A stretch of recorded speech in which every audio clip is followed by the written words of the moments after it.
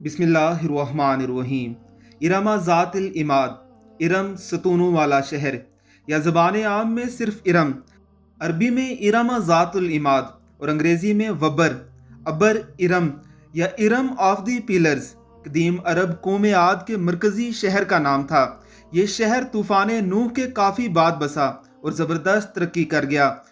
उस वक्त लोग तूफ़ान नूह को भूलकर दोबारा शिरक और बुत प्रस्ती की तरफ रागिब हो गए थे। इस कौम पर हज़रत हूद अलैहिस्सलाम को नबी बनाकर भेजा गया था। जब इस कौम ने शिरक और बुत प्रस्ती तर्क ना की तो अल्लाह ने अजाब नाजिल करके उसे तबाह कर दिया। इस कौम के तज़किरे को कहानी समझा जाता है, मगर इसी सदी में इस शहर के आसार बरामद हुए हैं जो रबा अल खाली के इस हिस्से में है जो आजकल ओमान में शामिल है। इसके आसार 1984 में फ्लाई शटल चैलेंजर की मदद से दरियाफ्त किए गए। ये शहर 3000 साल कबले मसीह से लेकर पहली सदी ईस्वी तक ऊँटों के उस कारवानी रास्ते पर आबाद था जहाँ से हिंद, अरब और यूरोप तक तजारत की जाती थी, और ये अपने ज़माने का एक तजारती मरकज़ था। रवायत है कि ये शहर एक अजीम तूफ़ान से तबाह हुआ। इसे 1000 सतूनों का शहर कहा जाता था। इसके सतून बहुत ऊंचे थे।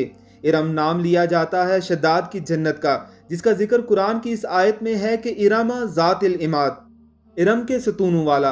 बाज़ मुफस्सरीन ने फरमाया कि इरम उस जन्नत का नाम है जो आद के बेटे शद्दाद बिन आद ने बनाई थी, और उसकी सिफ़त ज़ातुल इमाद है कि वो एक अजीम उस शान अमारत बहुत से उमूदों पर कायम हुई, चांदी और जौहरात से तामीर की थी, ताकि लोग आखिरत की जन्नत के बदले इस नगद जन्नत को इख्तियार कर लें। मगर जब ये आलीशान महल्लात तैयार हो गए और शद्दाद ने अपने रोसाए ममलिकत के साथ उसमें जाने का इरादा किया तो अल्लाह रब्बुल इज़्ज़त का अजाब नाजिल हुआ।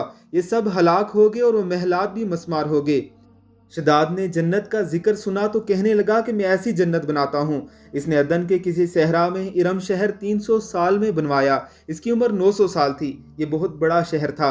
इसके मकानात सोने चांदी के बने थे और ज़बरद और याकूत के सतून इमारत के अंदर दिए गए। इसमें किस्म किस्म के दरख्त और नहरें भी थी। जब इसकी तामीर मुकम्मल हो चुकी तो वह अहले ममलिकत को लेकर इसकी तरफ चल दिए।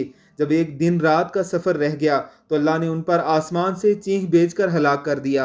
अल्लाह रब्बुल इज़्ज़त की ज़ात हमें समझने की तौफीक अता फरमाए। आमीन सुम आमीन।